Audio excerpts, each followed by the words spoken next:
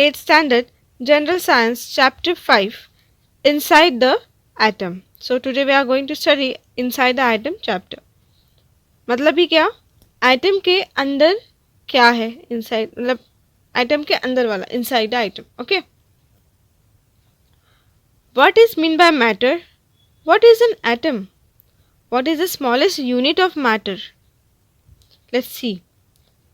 We have seen that matter is made of molecules. अपन ने देखा है कि मैटर्स मॉलिक्यूल से बने हैं. मॉलिक्यूल, छोटे छोटे मॉलिक्यूल से मैटर बनता है. Molecules are formed from atoms.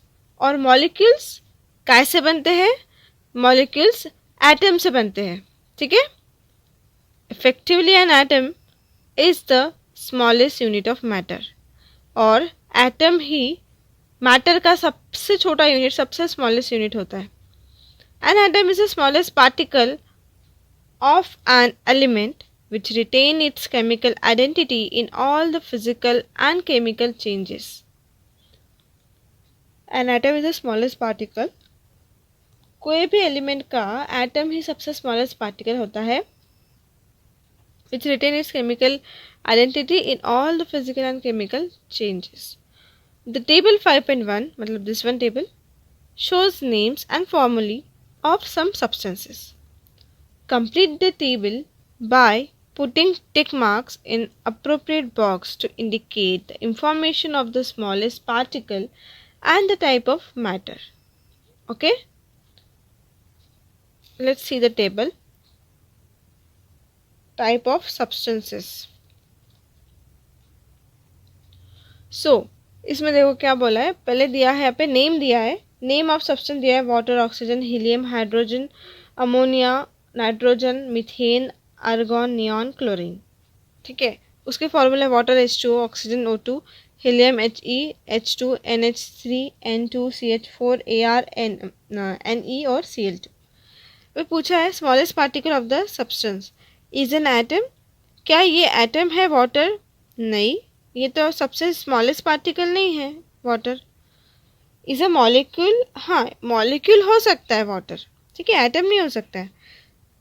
Single type of atoms in the molecule? नहीं. Different types of atom in the molecule?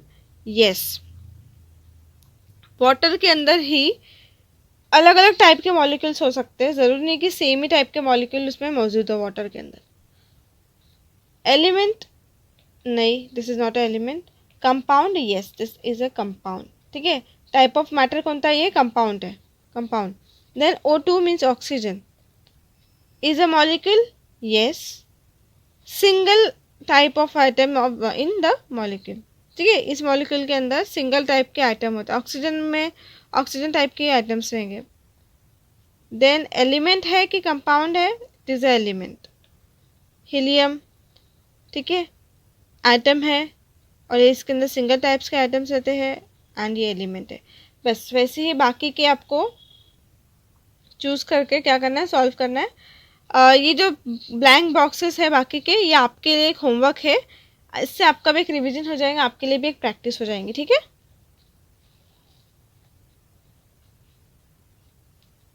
So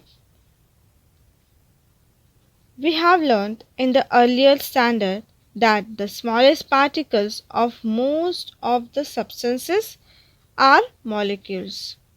So इसके पहले वाले स्टैंडर्ड्स में अपन ने सीखा है कि smallest particle of most of the substances, ज़्यादातर सब्सटेंसेस के स्मॉलेस्ट पार्टिकल कौन से होते हैं? मॉलिक्यूल्स ही होते हैं.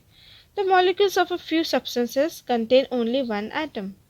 और कुछ कुछ सब्सटेंसेस के मॉलिक्यूल्स कभी कभी सिर्फ एक ही एटम कंटेन करते हैं, उनके इसमें एक ही एटम होता है.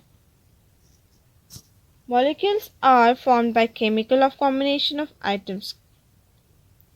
मॉलिक्यूल्स कैसे फॉर्म होता है? By chemical of combination of items. Item के कॉम्बिनेशन से क्या होते हैं? मॉलिक्यूल्स फॉर्म होते हैं. From this we understand that the smaller particle of an element taking part in chemical combination is an atom.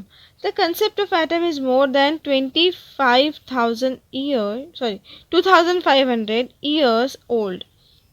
However, it was forgotten in the course of time.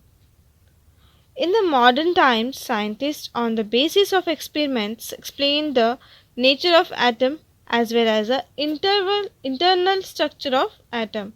ठीक है. Modern time में क्या हुआ, scientist on the basis of experiment के basis पे उन्होंने explain किया कि एटम का नेचर कैसा है और उसका इंटरनल स्ट्रक्चर कैसा है, एटम का नेचर कैसा है और उसके अंदर का जो स्ट्रक्चर है वो कैसा है, ये इन्होंने क्या किया, एक्सप्लेन किया एक्सपेरिमेंट से. So it started with Dalton's atomic theory. और ये कहाँ से स्टार्ट हुआ, डाल्टन्स एटॉमिक थ्योरी से वो स्टार्ट हुआ. तो let's see page number 29. Dalton atomic theory. British scientist John Dalton put forth in 1803 AD his celebrated atomic theory. According to this theory, matter is made of atoms and atoms are indivisible and indestructible. ठीक है, indivisible and indestructible. So, according to this theory, मतलब atomic theory के accordingly matter किससे बना है, atom से बना है. और एटम्स कभी भी और डिवाइड नहीं हो सकते. उनको मतलब वो इतने ज़्यादा, इतना स्मॉल पार्टिकल होता है एटम, उसको ना ही आप और तोड़ सकते हो, उसको ना ही आप छोटा कर सकते हो, ना ही उसको और कुछ टुकड़ों में बांट सकते हो, कुछ भी नहीं. सबसे छोटा, सबसे बारीक पार्टिकल मतलब भी होता है एटम. आपको उसको माइक्रोस्कोप से देखना पड़ेगा. All atom of an element are alike while different element have different atoms with different mass. So all atoms of an element, मतलब जितने भी एलिमेंट्स के एटम्स होते हैं वो अलाइक होते हैं, सेम होते हैं. while different एलिमेंट के अंदर डिफरेंट एटम्स होते हैं. Okay, with different masses. और उनके मासेस भी, उनका जो मास होता है वो भी सेम होता है, सॉरी डिफरेंट होता है.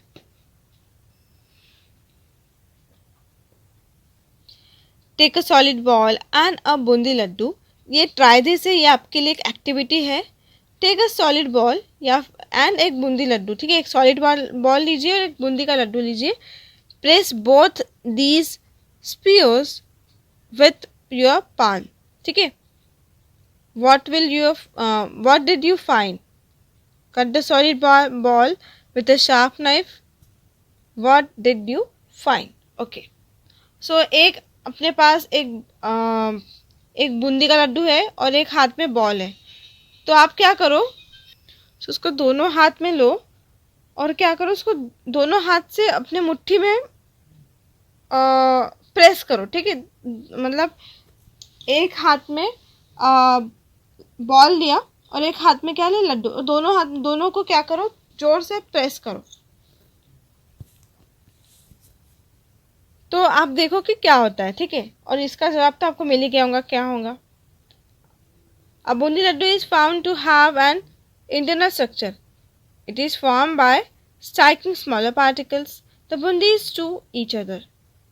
However, the solid ball, broadly speaking, does not have any internal structure. The atom, as described by Dalton, turns out to be a hard, solid sphere with no internal structure. According to Dalton atomic theory, the mass is distributed uniformly in an atom. The scientist J.J. Thomson demonstrated experimentally that the negatively charged particles inside an atom have a mass 1800 times less than a hydrogen atom. See, a bundi laddu is found to have an internal structure. Bundi के लड्डू के अंदर एक internal structure होता है, कुछ होता है उसका अंदर स्ट्रक्चर है ना. And it is formed by striking smaller particles the boondis to each other. और ये किससे बनता है, इसका इंटरनल स्ट्रक्चर कैसा बनता है, छोटे छोटे बूंदी को जोड़ के उसको मिला के क्या बनता है, बूंदी का लड्डू बनता है ना.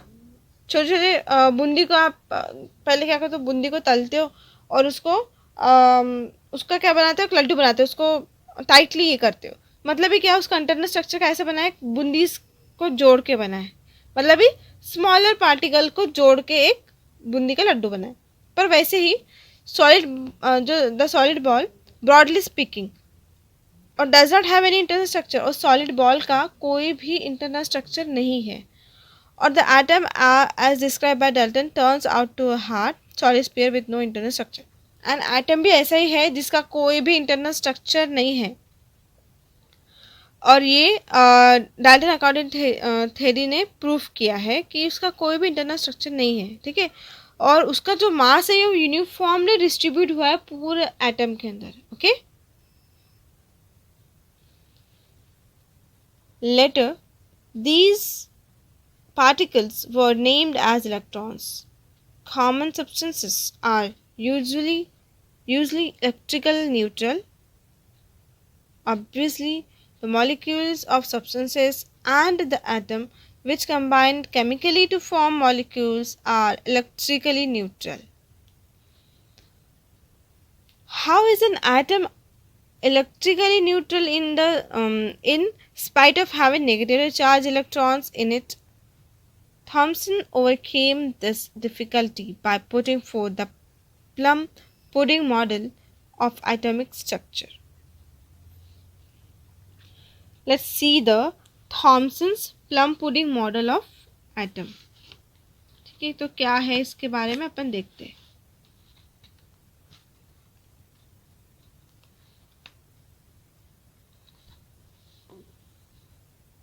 The plum pudding model of atom put forth by Thomson in the year 1904 is the first model of atomic structure. ठीक है, ये फर्स्ट मॉडल था एटॉमिक स्ट्रक्चर का in year 1904. According to this model, the positive charge is distributed throughout the atom and the negatively charged electron are embedded in it. तो इस model के accordingly जो positive charges थे वो पूरे through out the atoms क्या हुए, distribute हुए, और नेगेटिवली चार्ज एटम्स मतलब electron are embedded in it, और नेगेटिवली चार्ज इलेक्ट्रॉन्स को उसके अंदर डाला गया। So the distributed positive charge is balanced by the negative charge on the electrons. So जो पॉजिटिवली चार्ज थे वो क्या हो गए, बैलेंस्ड हो गए नेगेटिव चार्ज डालने से, है ना, दोनों भी बैलेंस हो गए अभी। सो therefore the atom becomes electrically neutral. इसलिए एटम क्या हो गया, इलेक्ट्रिकली न्यूट्रल हो गया, क्योंकि अभी इसके अंदर प्लस भी आ गया माइनस भी आ गया। आपने देखा होगा प्लस माइनस क्या होता है, कट हो जाता ना। प्लस अगर यहाँ पे +1 है -1 है तो क्या हो गया, दोनों पे कैंसिल हो गए, कुछ नहीं बचा, 0 बचा। मतलब ही वैसे ही यहाँ पे भी आप पॉजिटिव भी डाल रहे हो नेगेटिव भी डाल रहे हो तो वो क्या हो जाएंगे, न्यूट्रल हो जाएंगे, कट हो जाएंगे पूरे, तो न्यूट्रल हो जाएंगे। That's it.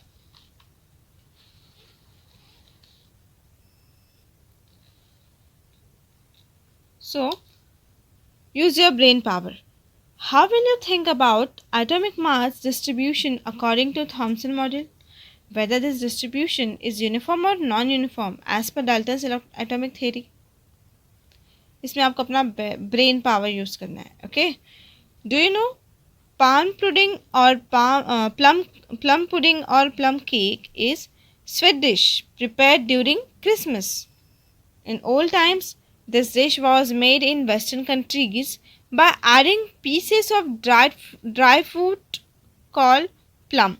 ठीक है, ये जो प्लम पुडिंग है फिर प्लम केक होता है, ये एक स्वीट डिश है जो कि क्रिसमस के टाइम पे बनाई जाती है। पुराने ज़माने में क्या होता है, ये डिश को वेस्टर्न कंट्रीज़ में बनाया जाता था by adding pieces of dry fruit called plum. तो कुछ ड्राई फ्रूट के पीसेस डाले जाते थे इसके अंदर, इसलिए उसको बोला जाता था प्लम। दीज डेज रेजिन्स और डेट्स आर यूज। उस मतलब क्रिसमस के दिनों में खजूर जो होते हैं ना, डेट्स बोलते हैं, वो यूज़ किए जाते थे, ठीक है। If the striker flicked by you misses a coin that you aimed at, where will the striker go? अभी ये यहाँ पे पूछ रहे हैं, अगर आपने if the striker flicked by your Mrs मतलब आपने कहीं पे निशाना लगाया स्ट्राइकर का और वो फ्लिक्ट हो गया और मिस हो गया, ठीक है।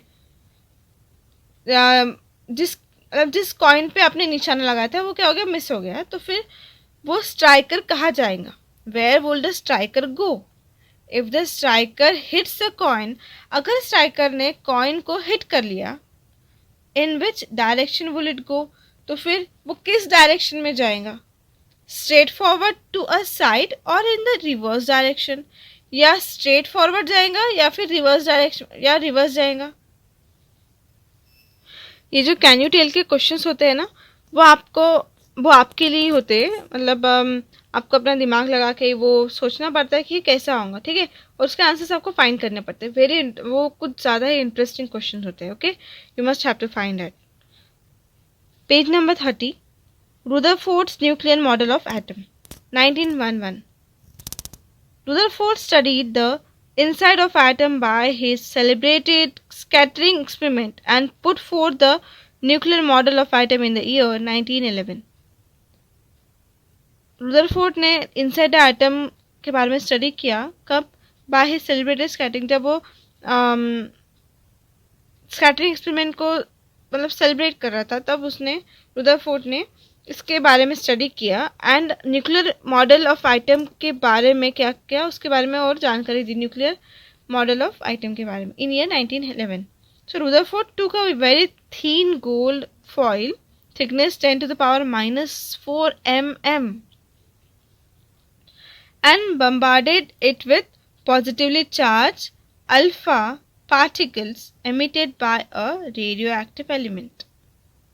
रुदरफोर्ड ने क्या किया, एक थीन एक बहुत ही ज़्यादा पतला एकदम थीन गोल्ड फॉइल लिया, ठीक है, एकदम ही थीन गोल्ड फॉइल, ओके, जिसकी थिकनेस क्या थी 10 to the power -4 mm, okay, and bombarded it with positively charge, and उसके ऊपर क्या डाला है, पॉजिटिवली चार्ज अल्फा पार्टिकल्स को क्या किया, इमिट किया रेडियो एक्टिव एलिमेंट्स के साथ, ठीक है।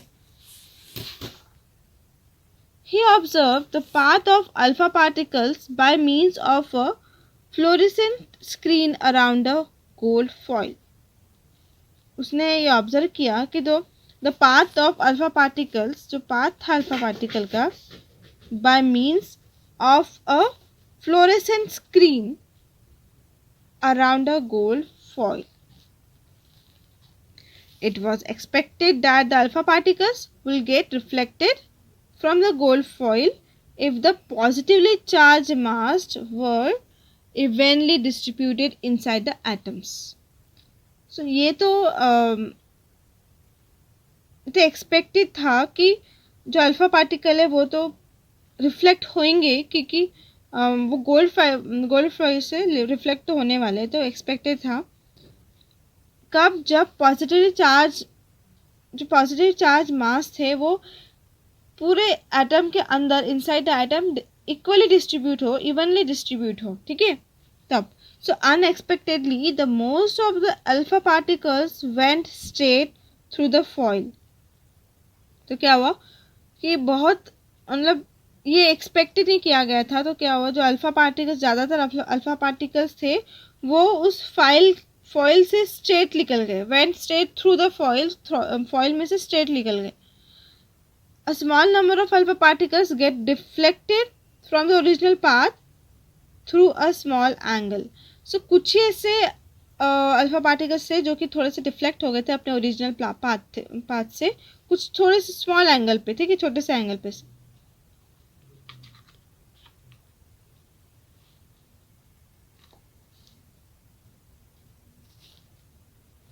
A still smaller number of alpha particles get deflected through a larger angle, and surprisingly, one alpha particle out of 20,000 bounced back in the direction opposite to the original path. देखो, उसमें एक surprisingly चीज़ हुई। क्या हुआ कि इतने 20,000 alpha particle में से, उसमें से सिर्फ एक ही ऐसा अल्फा पार्टिकल था जो कि उल्टे डायरेक्शन में आ गया, अपोजिट आ गया, ठीक है, bounce back in the opposite direction, ठीक है, अपने पाथ, उसका जो पाथ था, सपोज पाथ उसका ऐसा था, तो वो एकदम अपोजिट डायरेक्शन में क्या हुआ, बाउंस हुआ। तो ये सरप्राइज वाली बात थी। देखो ऐसा एक्सपेरिमेंट सेटअप था। ये था गोल्डन फॉइल, ठीक है, ये था अल्फा पार्टिकल एमिटर, यहाँ इसमें से अल्फा पार्टिकल निकल रहे थे, एमिट हो रहे थे, और यहाँ पे बीच में एक स्लिट थी, और ये है fluorescent screen, this one is a fluorescent screen. मतलब इसमें पता चल रहा था कि कौन सा पार्टिकल कहाँ पे इमिट हो रहा है। जैसे देखो यहाँ पे एक गया, और देखो अपोजिट डायरेक्शन में एक रिफ्लेक्ट होकर इधर आया, अपोजिट दिख रहा है, बाकी सब दिख रहे हैं ज़्यादातर उधर गए हैं, ठीक है। मैक्सिमम तो एकदम सीधे चले गए, स्ट्रेट फॉरवर्ड चले गए, कुछ कुछ है जो एंगल उन्होंने चेंज किया, बाकी मैक्सिमम तो एकदम स्ट्रेट चले गए। अभी रुदरफोर्ड स्कैटरिंग एक्सपेरिमेंट देखते हैं।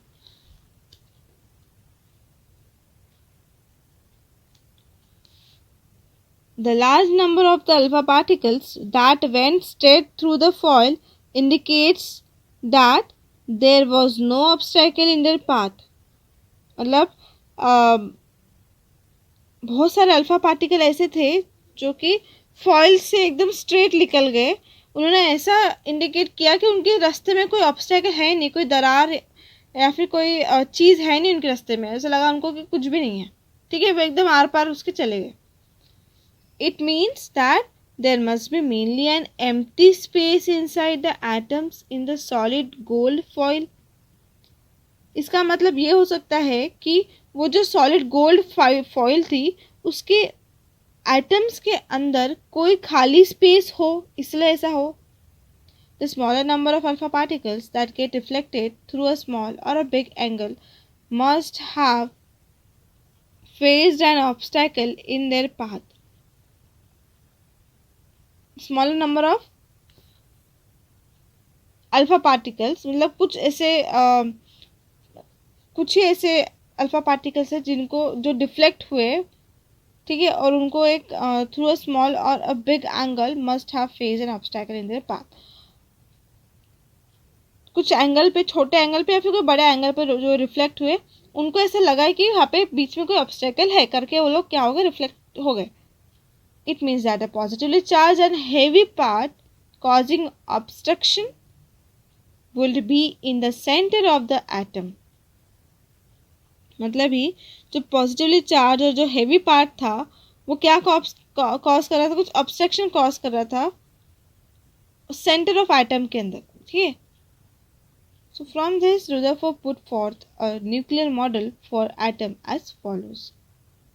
तो फिर इसी के लिए रुदरफोर्ड ने एक न्यूक्लियर मॉडल बनाया एटम के लिए, ओके। तो ये था Rutherford nuclear atomic model, this one, okay.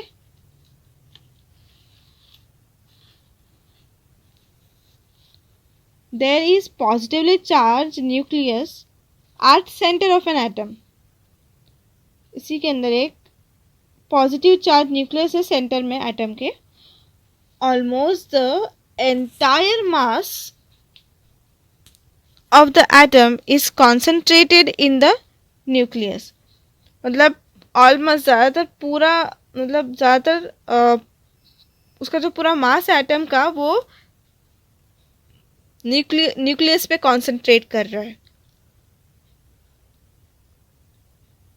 Negatively charge particles called electrons revolve around the nucleus. Nucleus के अराउंड घूम रहे हैं जो कि नेगेटिवली चार्ज पार्टिकल्स है जिन्हें इलेक्ट्रॉन्स बोलते हैं।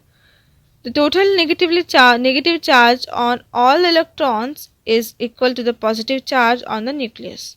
तो दोनों भी इसमें, मतलब पॉजिटिव नेगेटिव चार्ज जितने भी इलेक्ट्रॉन्स वगैरह है वो सब क्या इक्वल है। पॉजिटिव चार्ज और नेगेटिव चार्ज इक्वल अमाउंट में है, ठीक है, न्यूक्लियस के ऊपर। So as the opposite charges are balance atoms is electrically neutral. मतलब जैसे कि अपोजिट चार्जेस बैलेंस कर रही है एटम को, ठीक है, तो जो न्यूट्रल है वो इलेक्ट्रिकली न्यूट्रल हो गया। सो मतलब एटम जो है वो इलेक्ट्रिकली न्यूट्रल हो गया क्योंकि वो क्या कर रहे हैं, बैलेंस कर रहे हैं चार्जेस को, equal number of minus and equal number of plus है इसलिए। there is an empty space between the revolving electron and the atomic nucleus. And बीच में कुछ empty space है जो कि जो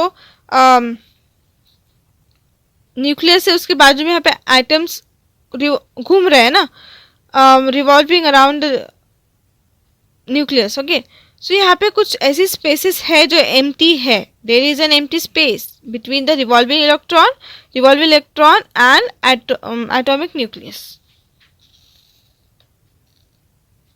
this is for you. Use your brain.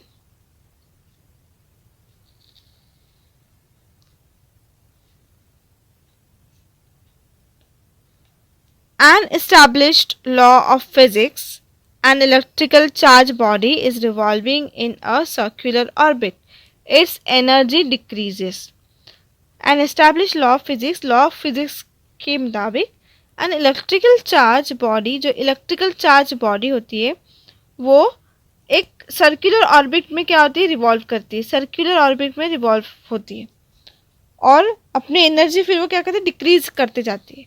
So accordingly to this law, the atom described in Rutherford's model turns out to be unstable. इस law के accordingly the atom described in Rutherford's model, जो कि जो atom Rutherford model में describe किया गया है वो अनस्टेबल शो किया गया है उसे. In reality, however, all atoms except radioactive atom are stable. In reality में पूरे जितने भी एटम्स होते हैं वो स्टेबल ही होते हैं, सिर्फ रेडियो एक्टिव एटम को छोड़ के. Okay, this shortcoming of Rutherford's atomic model was removed by the atomic model put forth by Niels Bohr in the year 1913. तो ये जो short coming Rutherford atomic model था इसको हटाया गया. कौन से मॉडल से हटाया गया, एटॉमिक मॉडल से हटाया गया उसे, जो कि नील बोहर ने प्रूफ किया था ये जो मॉडल था in year 1913. Okay, so let's see the next model which is a Bohr stable orbit atomic model 1913. In the year 1913, Danish scientist Niels Bohr explained the stability of atom by putting forth stable orbit atomic model. The important postulates of Bohr's atomic model are as follows. Let's see. First, the electrons revolving around the atomic nucleus lie in the concentric circular orbits at certain distance from the nucleus. So जो electrons होते हैं जो इसके nucleus atomic nucleus के around जो घूमते हैं वो lie in the concentric circular orbit. वो कॉन्सेंट्रिक सर्कुलर ऑर्बिट में ही रिवॉल्व करते हैं कुछ डिस्टेंस पे. ठीक है, न्यूक्लियस से कुछ दूरी पे, कुछ डिस्टेंस पे ही वो क्या करते हैं, रिवॉल्व करते हैं. Next page number is 31. Second point, energy of an electron is constant while it is in a particular orbit. इसके अंदर क्या, जब वो पर्टिकुलर ऑर्बिट में रहते हैं इलेक्ट्रॉन्स तो उनकी जो एनर्जी होती है वो कांस्टेंट ही रहती है. Third point, when an atom jumps from an inner orbit to an outer orbit. जब इलेक्ट्रॉन्स इनर ऑर्बिट से आउटर ऑर्बिट में जंप करते हैं तो it absorbs energy equal to the difference of its energy level, and when it jumps from an outer orbit, okay, तो वो क्या होता है, वो क्या करते हैं, अगर वो इनर से आउटर में चले गए तो वो एनर्जी को एब्जॉर्ब करते हैं equal to the difference of its energy level. ठीक है, उसके एनर्जी के लेवल के हिसाब से वो एनर्जी को एब्जॉर्ब करते हैं. And when it jumps from an outer orbit to an inner orbit it emits energy. तो अगर वो आउटर से इनर पे आते हैं तो वो क्या करते हैं, एमिट करते हैं एनर्जी को, कम मतलब निकालते हैं, एमिट करते हैं equal to the difference of its energy level.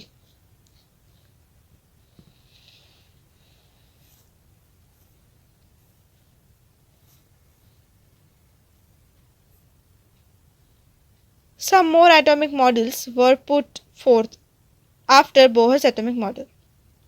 Bohr's atomic model के बाद में भी और कुछ एटॉमिक मॉडल्स आए हैं. Atomic structure was studied at depth with the advent of a new branch of science called quantum mechanics.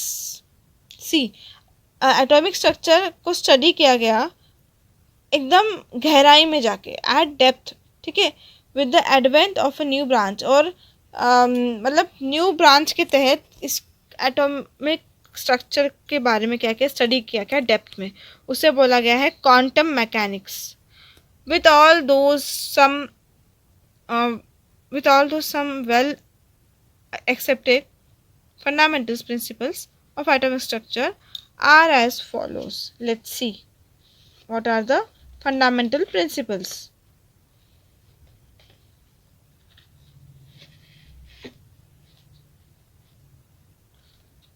So, atomic structure. An atom is formed from the nucleus and the extranuclear part.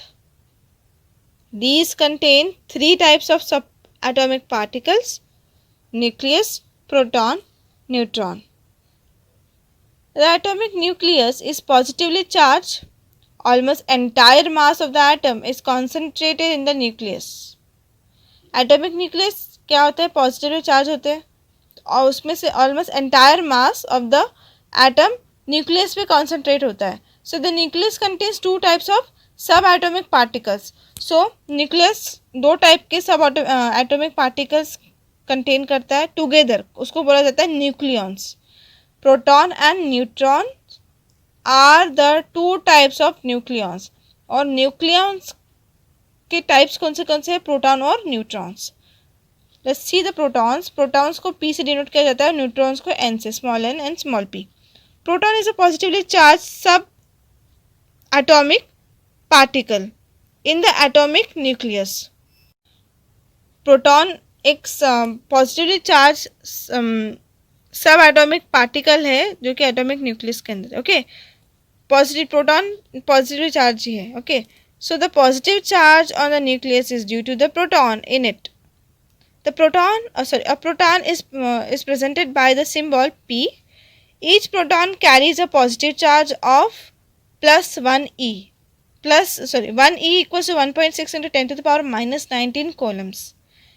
When total positive charge on the nucleus is expressed in the unit E, its magnitude is equal to the number of proton in the nucleus. जब when total positive charge on the nucleus के ऊपर जितने total positive charges है उसको एक unit से express किया जाता है, तो is express in the unit e, उसको ई की यूनिट में एक्सप्रेस किया जाता है. एंड उस magnitude is equal to the number of protons.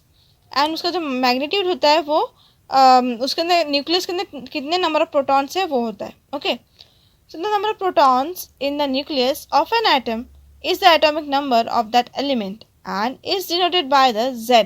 Mass of one proton is approximately 1 U, 1 Dalton. Okay, so number of protons in the nuclear is the atomic number of that element. जो जितने number of protons रहते हैं वो हो जाता है atomic number, जिसको Z से डिनोट किया जाता है. Okay, atomic number Z and is denoted by the Z मास. ठीक है, 1 म्यू इक्वल्स टू क्या होता है? 1.66 into 10 to the power minus 27 kg. आपको ये पूरे यूनिट्स अच्छे से याद करने हैं. Okay, this is very very very important. The mass of one hydrogen atom is also approximately 1 U. Next is neutron.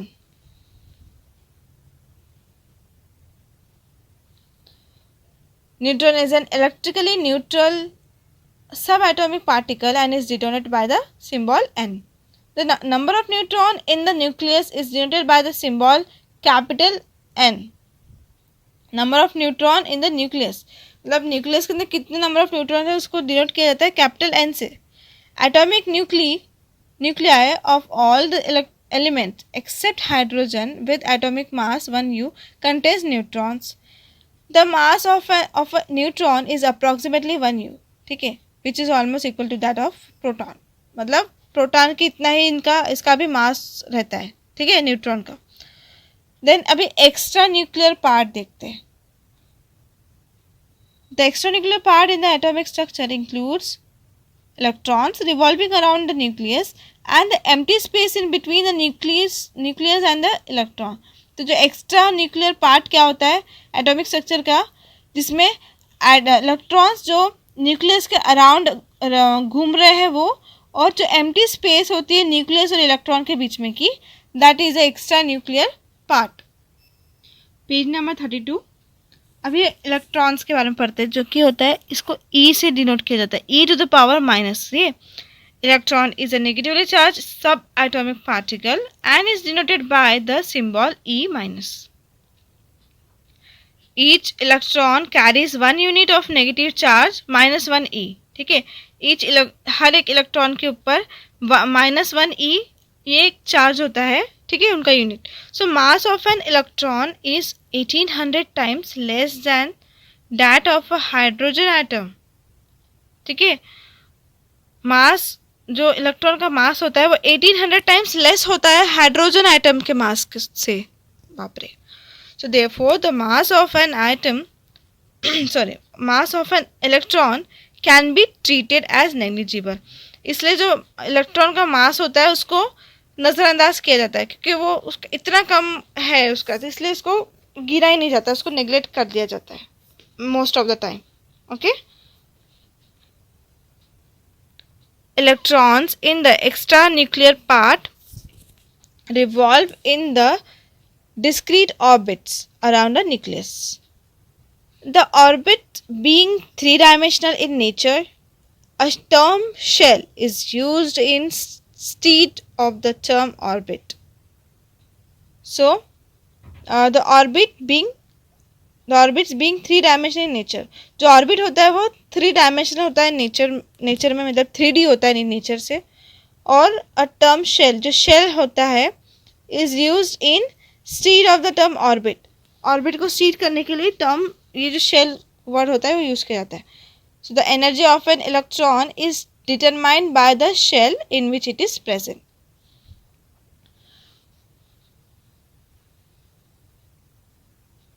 The number of electron in the extranuclear part is equal to the number of proton in the nucleus.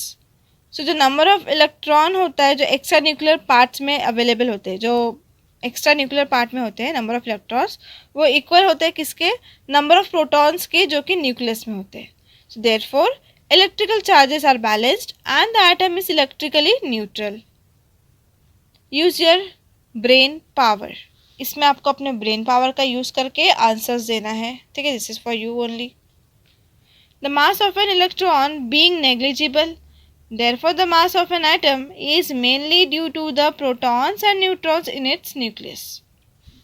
जो electron का जो मास होता है वो तो almost negligible ही रहता है. So इसलिए the mass of an atom is mainly due to the protons और न्यूट्रॉन्स. और जो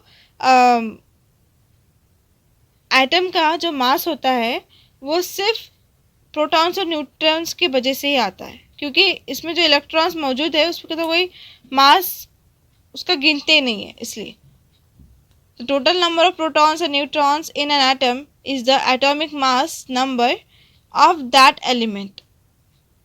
जो the total number of protons, जितने नंबर ऑफ प्रोटॉन्स और न्यूट्रॉन्स रहते हैं एटम के अंदर, वो क्या होता है, is the atomic mass of number of that element. वो होता है एटॉमिक मास उस एलिमेंट का. So the mass of the mass number is denoted by the symbol A. और जो मास नंबर होता है वो A से डिनोट किया जाता है. और अपन ने देखा था वहाँ पे एटॉमिक मास जो कि Z से डिनोट होता है. ओके. द कन्वेंशन ऑफ, आपको ये याद रखना बहुत ज़रूरी है, बहुत ही ज़्यादा इंपॉर्टेंट है. Okay. The convention to denote atomic symbol, atomic number and mass number are together is shown as figure C. ऊपर में ए लिखा है, नीचे जेड लिखा है, फिर सिंबल, ठीक है. जो सिंबल रहेगा वो ऊपर में ए आएगा, नीचे में जेड आएगा. A is mass number then atomic मास.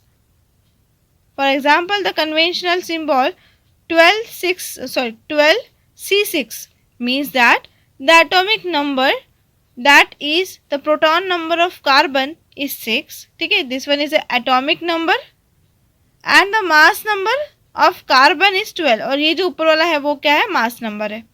ऊपर वाला मास नंबर, नीचे वाला एटॉमिक नंबर. सिंपल है. ऊपर में ए, नीचे में जेड. ये तो याद ही रहेगा कि सबसे पहले ए आता है फिर जेड आता है. For this it is also learned that the nucleus of carbon contain 12 minus 6, that is 6 neutron. तो दोनों को माइनस कर लिए तो लिख लेंगे total number of neutrons. Okay.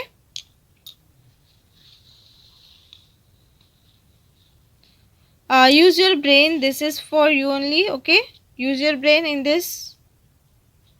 Brain का यूज करो आप इस क्वेश्चंस को सॉल्व करने के लिए, आंसर्स फाइंड करने के लिए. Okay. Distribution of electron. As per Bohr's atomic model, electrons revolve in stable shells.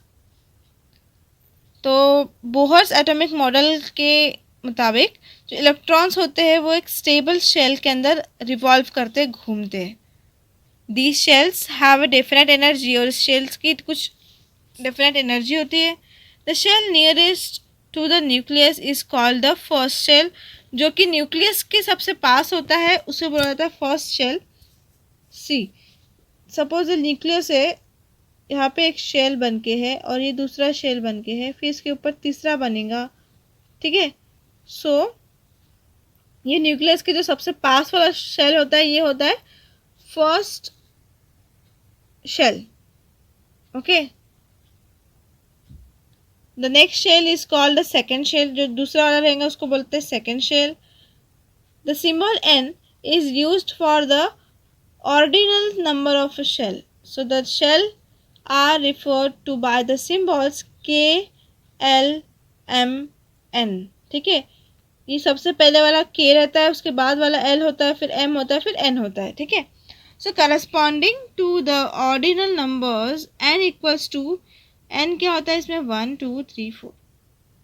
The maximum number of electrons a shell can contain is obtained by the formula 2n के power में 2, मतलब 2n square. ठीक है. इस फॉर्मूले का use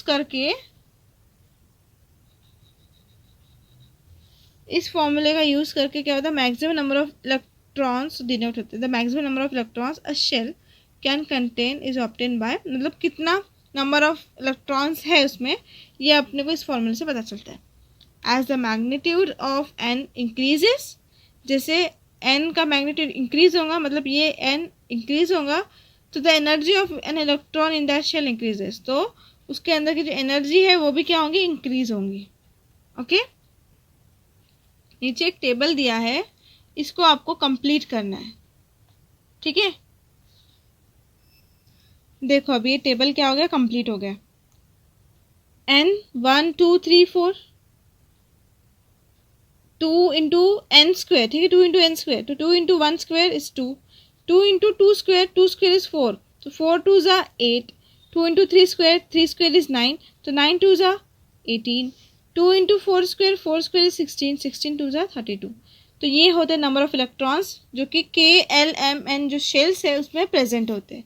सबसे पहले K शेल में 2 प्रेजेंट है, 2 इलेक्ट्रॉन्स तक आ सकते हैं. ठीक है. K शेल में सिर्फ 2 ही आ सकते हैं, उससे ज़्यादा नहीं आएंगे. L के अंदर 8 आएंगे, उससे ज़्यादा नहीं.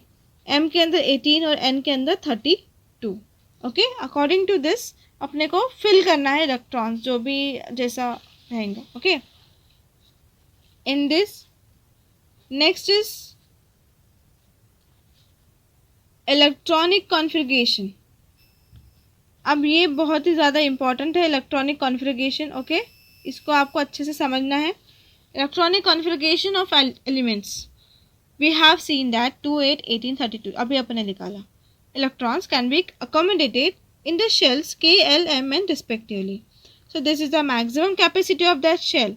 तो ये जो कैपेसिटी दी है उनकी मैक्सिमम कैपेसिटी, जैसे K में सिर्फ इतने आएंगे, उससे ज़्यादा नहीं. कम आ सकते हैं पर उससे ज़्यादा नहीं. L के अंदर भी इतने आएंगे पर उससे ज़्यादा नहीं आएंगे. ठीक है.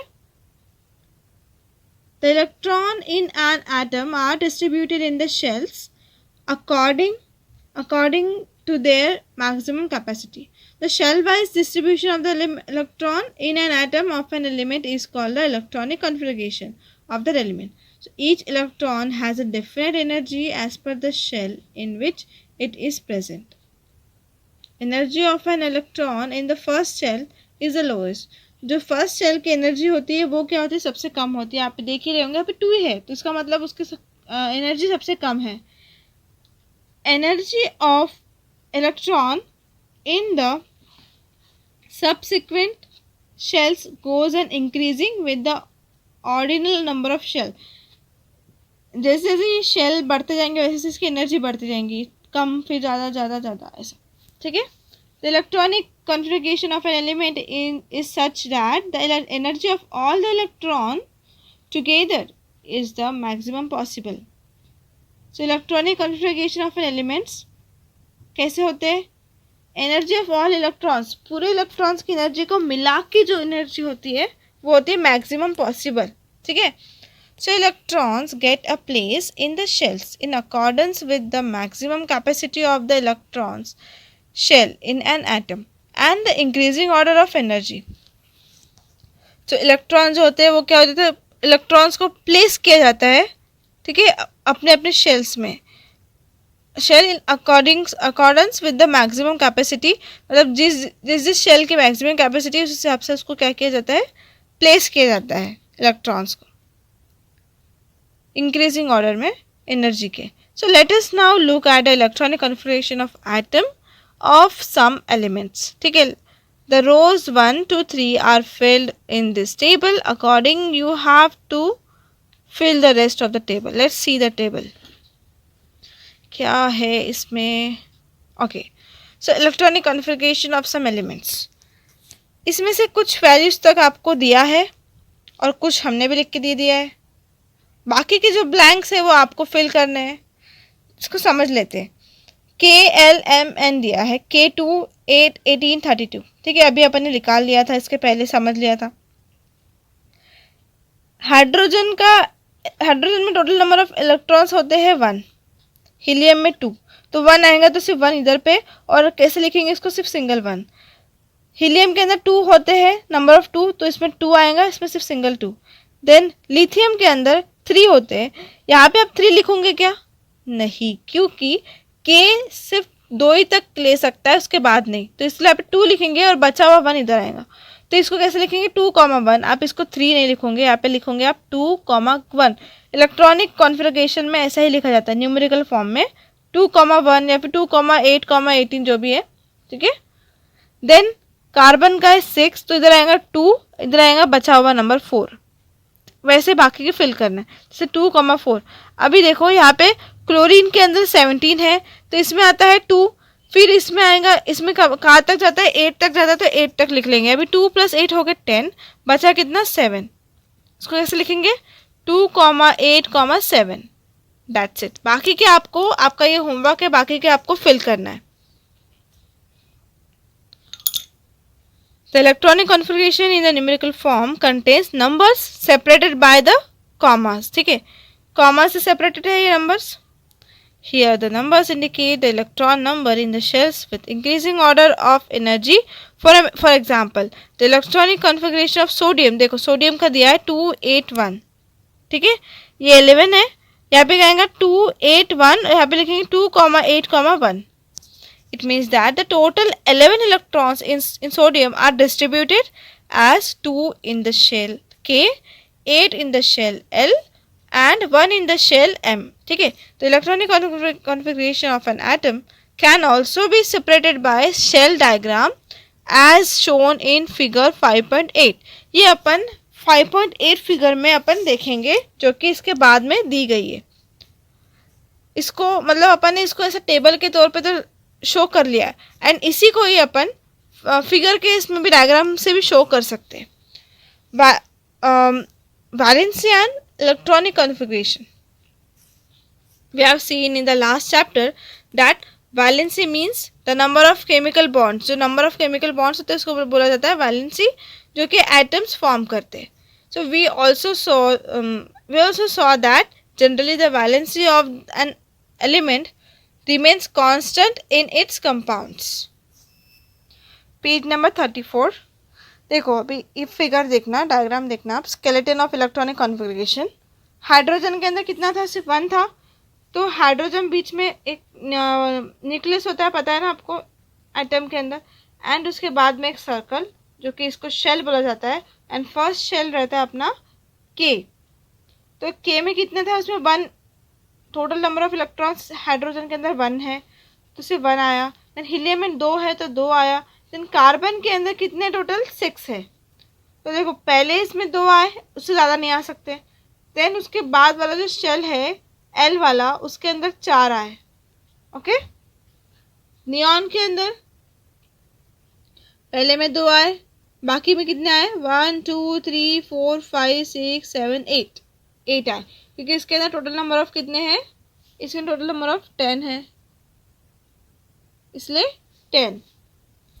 अभी सोडियम के अंदर देखो 1 2 3 4 5 6 7 8 और ये बाद का 1, मतलब इसमें कितने? टोटल 11 है। इसलिए पहले में 2 आए, बाकी में 8 आए, फिर आखिरी वाले इसमें क्या कितना बचा? 1 बचा, तो 1 आ गया।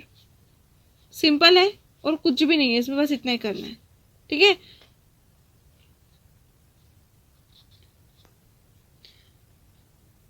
अब बाकी की देखो, आपको इसमें भी क्या करना है। आपके लिए ये होमवर्क है। जैसे ऐसा कर स्केलेटन बनाया, वैसे आपको भी इसका क्या करना है, इनका सबका मॉलिक्यूलर फॉर्मूला बना के स्केलेटन बनाने का है। ठीक है।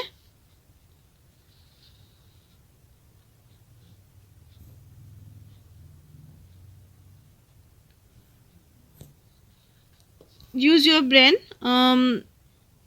This is for you.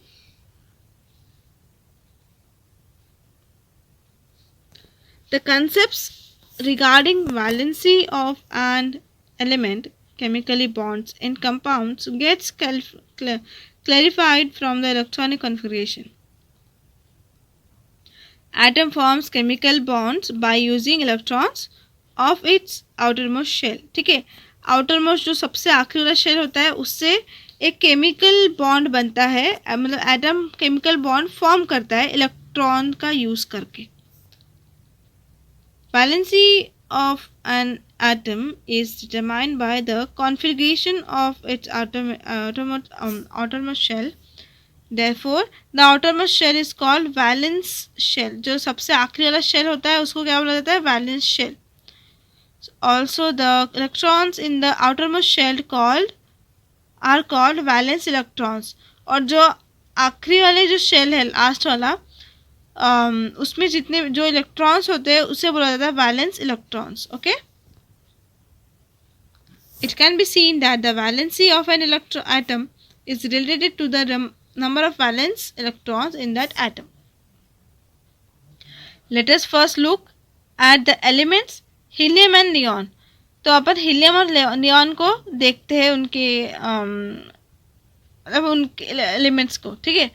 So atoms of both these gases element do not combine. अब ये पता है अपने को, हीलियम और नियॉन एक गैसेस एलिमेंट. ठीक है. ना ही कोई लिक्विड है, ना ही कोई ऐसा ये है. वो एक गैसियस एलिमेंट जो सिर्फ गैस है. हीलियम एक गैस है, नियॉन भी एक गैस है. Do not combine with any other atom. तो ये जो एलिमेंट है वो किसी से भी कंबाइन नहीं करते, कोई अदर आइटम्स. ठीक है. These items are chemically inert. It means that their valency is 0. अब ये केमिकली इनर्ट है, मतलब ये किसी से भी कोई भी बॉन्ड नहीं बनाते हीलियम और नियॉन, इसलिए इनकी जो वैलेंसी है वो क्या है? 0. Okay. So helium atom contains 2 electrons which are accommodated in the first shell K. Helium atom के अंदर होते हैं 2 इलेक्ट्रॉन्स. ठीक है. वो फर्स्ट शेल अकोमोडेट कर लेता है. फर्स्ट शेल में 2 आ जाते हैं. Helium has only 1 K shell that contains electrons and the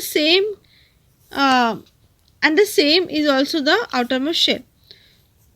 अब हीलियम के पास सिर्फ एक ही शेल है जो कि है K, और वो भी आउटर मोस्ट बन जाएंगे क्योंकि वो एक ही और सबसे आखिरी में भी है, तो वही आउटर मोस्ट शेल बन जाएगा. तो electrons capacity 2n square of K shell is 2. So this indicates that the outermost shell of helium is completely filled. तो ये क्या शो करता है, इसका जो हीलियम का आउटरमोस्ट शेल है वो कम्प्लीटली फिल है, पूरी तरीके से भरा है, क्योंकि आउटरमोस्ट शेल जो के शेल है वो उसमें 2 चाहिए और इसमें बराबर 2 है. It is said that helium has a electron droplet. So the electronic configuration of the inert gas neon contains 2 shell K and L. और नियॉन के अंदर टोटल कितने हैं, 10 है. और टोटल इलेक्ट्रॉन्स 10 है नियॉन के अंदर, अपन ने अभी देखा था. ठीक है, और उसमें क्या 2 शेल का यूज हुआ है, के और एल का. So L is a valence shell of neon. So L क्या बन गया, वैलेंस शेल बन गया. क्यों, क्योंकि वो आउटर है, आखिरी में है. The electron capacity of L shell is 8 and table 5.5 shows that the valence shell of neon is completely filled. अब देखो के शेल की कैपेसिटी कितनी है, 8 इलेक्ट्रॉन्स की है. एंड नियॉन के अंदर भी जो आखिरी वाला जो देखो, नियॉन के अंदर जो लास्ट वाला जो शेल है ये कम्प्लीटली फिल दिख ही रहा है आपने, पूरे 8 आके है, मतलब वो पूरा फिल है. सो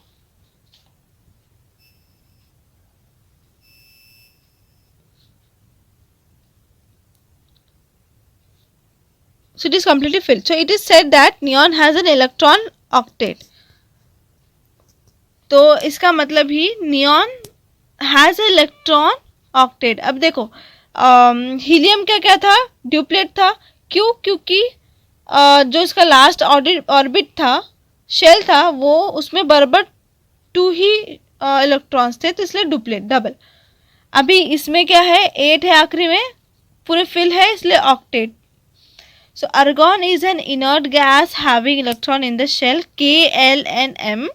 The electron capacity of the M shell is 2 into 3 square equals to 18. So however in argon there are only 8 electrons in the valence shell M. See table 5.7. It means that there are 8 electrons in the valence shell of inert gases. So that is an electron octet. So from this it is understood that the valency is 0 when electron octet or duplet is complete. जब electron octet और electron duplet complete होता है, पूरा full होता है, जब तब क्या होती है, उसकी वैलेंसी 0 हो जाती है. So the electronic configuration of elements other than inert gases show that they do not have electron octet or their electron octet are incomplete. So regarding hydrogen, it can be said that its electron duplet is incomplete. Hydrogen के अंदर only 1. So उसका जो octet है last वाला, उसका जो duplet है last वाला, वो क्या है, incomplete है, साफ पता चल रहा है. Page number 35. Atom of all the elements except inert gases. Inert gases कौन से अपन ने अभी तक से पढ़े हैं, हीलियम और नियॉन अपन ने देखा है, ठीक है, अभी तक से. So except inert gases have tendency to combine with other atom. So जो atoms of all elements जिसमें एलिमेंट्स होते हैं, ऐसे एटम्स इनर्ट गैसेस को छोड़ के, ठीक है, उनमें क्या होती है, कुछ टेंडेंसी होती है कि वो अदर एटम्स के साथ क्या कर सकते हैं, कंबाइन कर सकते हैं. Meaning that they have a non zero valency. जिनके पास नॉन जीरो वैलेंस जिनकी नॉन जीरो वैलेंसी होती है, उनके बारे में बात हो रही है. You have seen from the formulae of the molecules formed by combination with hydrogen. आपने देखा होगा हाइड्रोजन से फॉर्म किए हुए फॉर्मूले, जैसे H2, HCl, ठीक है, ये हाइड्रोजन से बनाए गए हैं ना फॉर्मूले. That valency of hydrogen is 1. So valency क्या हाइड्रोजन की 1 है. So the electronic configuration of hydrogen shows that there is 1 electron less than the complete duplet state. तो एक इलेक्ट्रॉन की कमी है पूरा ड्यूप्लेट को कंप्लीट करने के लिए, इसलिए उसकी वैलेंसी होगी 1. ठीक है. This number 1 matches with the valency of hydrogen, which is also 1. Okay. So this is one matches, ठीक है, with the valence of hydrogen. So however it is learned, sorry, moreover it is learned that the electronic configuration of sodium, जैसे 281, has one electron in the valence shell. अब देखो इसके अंदर भी एक electron है, valence has one electron in valence shell. आखिरी वाले शेल के अंदर एक ही इलेक्ट्रॉन है, तो उसकी वैलेंसी क्या हो जाएंगी, valency of sodium is also one हो जाएंगी, as seen from the molecular formula NaCl, NaH etcetera. ठीक है, आपने ऐसा तो नहीं देखे होंगे इसको Na2Cl2 ऐसा कुछ तो भी नहीं. ठीक है, मतलब क्योंकि इसकी वैलेंसी वन है इसलिए NaCl या फिर NaCl2 जो भी है, ठीक है, ऐसा रहता है. इसकी वैलेंसी होगी वन क्योंकि आउटर शेल में इसके वन है. It means that there is some relation between the valency of an element and the number of electron in its valence shell. So use your brain, this is for you. ठीक है, इसमें आपको अपने brain का use करना है. ठीक है, आपको अपने मन से इसको क्या करना है, इस टेबल को कंप्लीट करना है. ठीक है, दिस इज द टेबल. इसमें क्या शो किया है, relationship between valency of electronic configuration. Okay, देखो अभी इसको टेबल को क्या कर लिया, फिल कर लिया, पर पूरा नहीं किया है, थोड़ा सा किया आपको समझने के लिए. अब देखो टेबल को कैसे सॉल्व करना है. HCl electronic configuration of element क्या हो जाएगा, हाइड्रोजन का 1. ठीक है, फिर number of valence electron x, कितने बचे, मतलब कितने है आखिरी वाले ऑर्बिट में, एक ही है, एक. 8 माइनस एक्स होगा क्या, 8 माइनस 1 करेंगे तो 7 आएगा. पर यहाँ पे क्या बोला है, 8 माइनस एक्स कब करना है, फॉर जब x, जो ये x रहेगा वो ग्रेटर देन और इक्वल्स टू 4 रहेगा. 4 और 4 से अगर बड़ा रहे ये नंबर तभी ये ऐसा करना है. ठीक है, अभी ये क्लोरीन HCl देखो इसमें आ रहा है 287. ठीक है, 7 बच रहा है आखिरी में, तो 7. अभी x आ रहा है 7, ये 4 से ज़्यादा है. ठीक है, तो इसलिए 8 माइनस 7 किया जो कि आ रहा है 1. ओके, अभी इसके अंदर 2,7 होता है, तो 7 आखिरी में, तो 8,7 1. अभी इसके अंदर 281 है कॉन्फ़िगरेशन, तो 1 आखिरी में है, तो 1 आया. तो यहाँ पे अपन ने 8 माइनस 1 नहीं किया क्योंकि 1 4 से छोटा है. ठीक है, इसलिए इसको 1 का 1 ही रहने देंगे. ठीक है, जैसे यहाँ पे भी 1 का 1 ही रहने देते, वैसे यहाँ पे भी 1 का 1 ही. ठीक है, 2 का 2, 3 का 3. पर अगर 4 आता है या फिर 4 से ज़्यादा आता है तो ये माइनस हो जाएगा 8 से. ओके, बस बाकी की जो भी ब्लैंक्स है आपको सॉल्व करने हैं. Use your brain. Page number 36. Then again use your brain. ज़्यादा ही ब्रेन का यूज़ करना है ना, बट ये आपके लिए है, आपके लिए एक एक्सरसाइज जैसे है, ये एक्टिविटी है. इससे आप ही का ब्रेन और शार्प होगा और आपको प्रैक्टिस होंगी और अलग अलग टाइप्स के प्रॉब्लम सॉल्व करने के लिए. ठीक है, next topic is isotopes. The atomic number is a fundamental property of an element and it's chemical identity. Some elements in nature have atoms with same atomic number but different mass number. कुछ कुछ elements ऐसे होते हैं nature wise जिनके same atomic number होते हैं पर mass number अलग होता है, डिफरेंट होता है. So such atom of the same element having different mass number are called isotopes.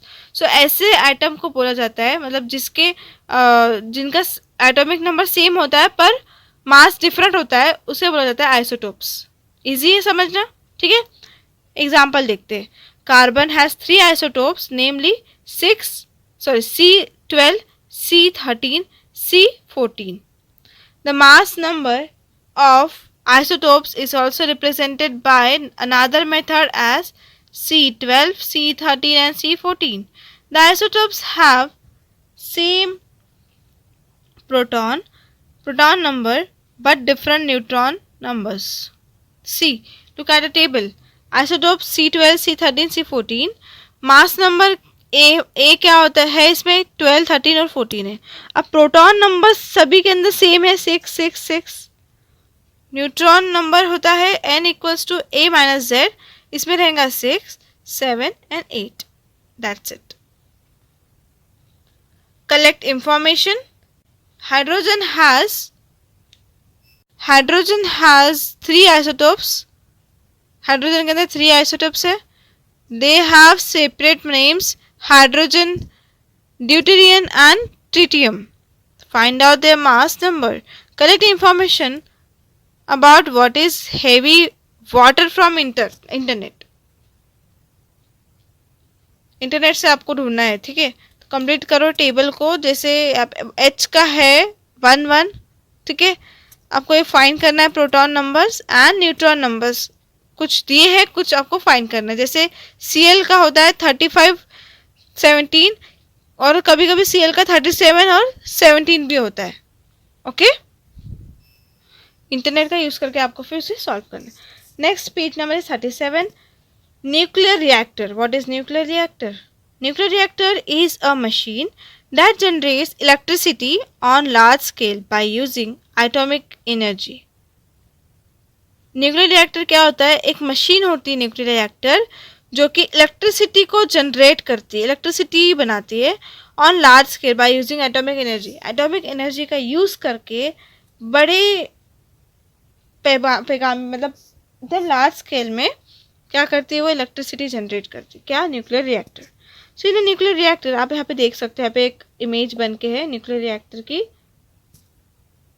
In nuclear reactor the nuclear energy in atom is released by bringing about nuclear reactions on the nuclear foil.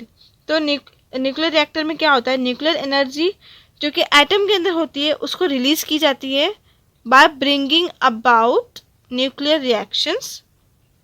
Nuclear fuel पे जो nuclear reaction होता है उसको nuclear energy से वहाँ पे क्या किया जाता है? रिलीज किया जाता है एटम में से न्यूक्लियर एनर्जी को. सो let us understand a nuclear reaction with example of a nuclear fuel, namely uranium 235. ठीक है. On bombardment with slow speed of neutrons, the nucleus of the isotope uranium 235 undergoes nuclear fission to form nuclei of two different elements, krypton 92 and barium 141 and 223 neutrons. अब देखो क्या कैसा करते हैं वो लोग. वहाँ पे न्यूट्रॉन्स का बम्बार्डमेंट डालते हैं किस पे? Nucleus of the isotope uranium पे. ठीक है. फिर वो क्या होता है? वो एक न्यूक्लियर फ्यूजन में जाता है और एक न्यूक्लियर फॉर्म करता है 2 डिफरेंट एलिमेंट्स का. ठीक है. कौन से? क्रिप्टॉन 92 एंड बेरियम 141 और कुछ 2 से 3 न्यूट्रॉन्स भी वो क्या करता है? फिर फॉर्म करता है न्यूक्लियर, क्योंकि उस पर बहुत जोर के बम्बार्डमेंट होता है यूरेनियम पे, इसलिए. On decreasing the speed these neutrons bring about fission of more मतलब 235 nuclei. So in this way a chain reaction of nuclear fission takes place. तो ऐसे chain reaction होती जाती है nuclear fission की. A large amount of nuclear energy released during a chain reaction of fission. large amount में nuclear energy क्या होती है? release होती है ये chain reaction से. So the chain reaction is kept under control to prevent the probable explosion. तो ये जो चेन रिएक्शन होती है उसको कंट्रोल में रखा जाता है क्योंकि एक्सप्लोजन ना हो, इसलिए उसको एक कंट्रोल में रखा जाता है. अगर अपन कंट्रोल में नहीं रख पाए, उसको प्रिवेंट नहीं कर पाए, बचा नहीं पाए, तो वो क्या हो जाता है? एक्सप्लोजन हो जाता है, ब्लास्ट हो जाता है. ओके. आप यहाँ पे एक फिगर दी है 5.10. See this nuclear reactor Bhabha atomic research centre Mumbai, जो कि मुंबई में है. ओके.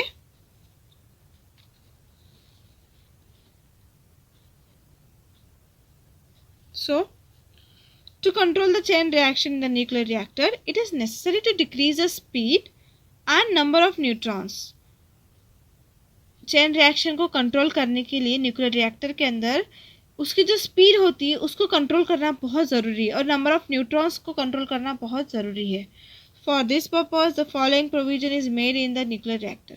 इसलिए कुछ प्रोविजन ली गए हैं न्यूक्लियर रिएक्टर से रिलेटेड. फर्स्ट देखते हैं.